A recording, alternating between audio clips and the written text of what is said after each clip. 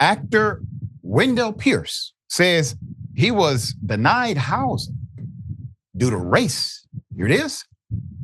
A young family member graduated from Howard University, has his first job in New York. I take him apartment shopping, and I wanted to make sure that he got a decent apartment, and I was backing him up. We found an apartment in Harlem.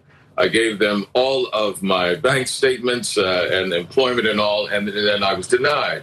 And I realized that they used the technicality of saying that I did not have steady, consistent employment. Most actors work in 3-month periods, 3 months here, 3 months there. And because it wasn't a continuum of employment, no matter how much income I showed them, I own properties around the country, I showed them all my bank statements. I even offered to pay a year in advance, the complete rent for a year, and I was denied. And I realized that that was by design, that the application was designed that way to be discriminatory. And that was the anecdote that I shared because I wanted to show the damaging effect of when bigotry is memorialized in law. That is fascinating. Wow. With millions watching and many people benefiting from this program called Indisputable, we just need 1% of the viewers to become a paid member so we can continue to bring this content to you. Now back to the show. Now, I own a couple of properties myself. I know a little bit about how the credit dynamic is handled. Usually, if there is a technicality like that and you have a specific type of employment that's congruent to the industry standard of that employment, then that has an easy override to it. It's no problem. You got the money, they're going to figure it out. Put it up.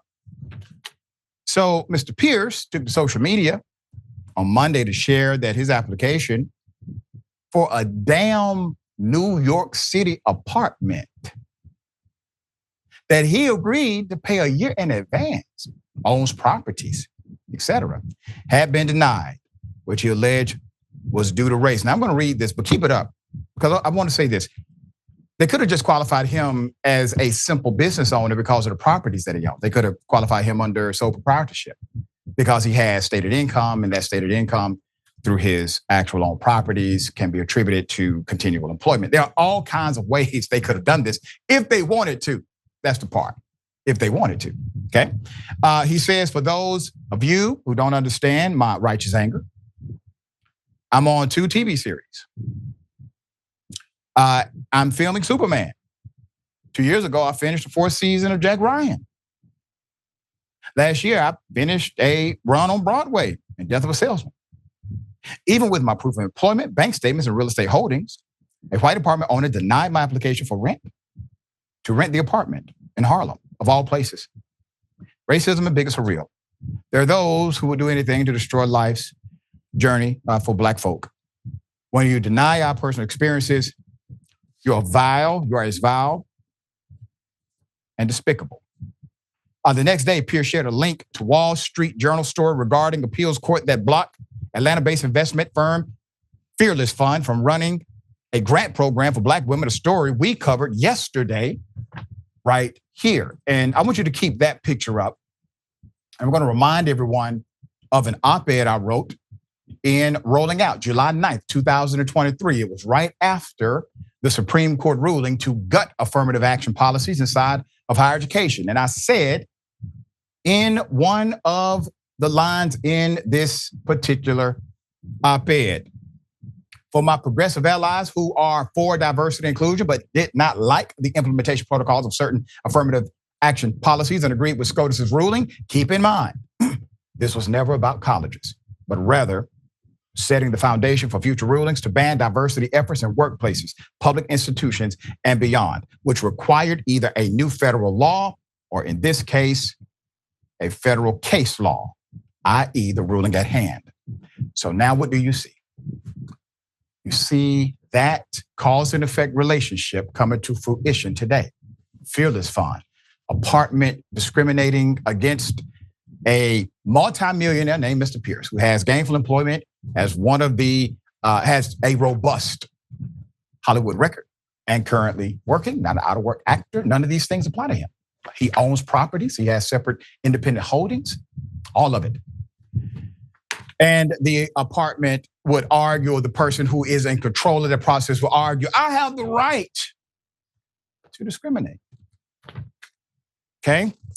It's a hell of a thing. So while I appreciate the response, this is what he said in the quote, I appreciate the response to my own personal experience of discrimination in housing.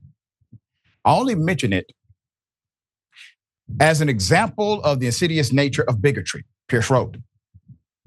This court decision is profoundly more disturbing and injurious. Call to action. Prior to sharing the article, Pierce also published an X thread about the appeals court decision, writing that the effort being made to deny Black folks from participating in life, liberty, and the pursuit of happiness is abhorrent. Private business deal blocked by the courts. What happened to less government intervention in our lives? Mr. Pierce is a very smart man, brilliant, I would add, remarkable actor. I mean, my goodness, he's a great actor. And he's willing to stand up and be a leader in a time where leadership is needed. I applaud you, sir, all the way around. Thank you for having the courage to come out and say this, because there's a segment of Hollywood that would prefer you to never say anything about the bigotry that Black people face, especially somebody like you. But you did. And I thank you. All right, Jackson, thoughts? Yeah, like you pointed out, the only defense of the landlord or whatever be, I just don't want him in there, you know. Right. Even though he probably is, I mean, I don't know how big the apartment is. I don't know how much money he wanted to spend on it. But I would think that Wendell Pierce would be a nice person to have on the resume of somebody that was your tenant. You know what I mean? That's just my thinking about it. But I definitely agree. I think it's important and good that Wendell put this out there just to show, again, like you said, kind of the infectious nature of ideas, because that's really what we're talking about at the end of the day, ways of thinking. So much so that it can impact somebody who clearly can afford something from getting what they need. It's just money at the end of the day. So that's right. Well, it's supposed to just be money. Well, it's supposed to be just money. Yeah, that's right.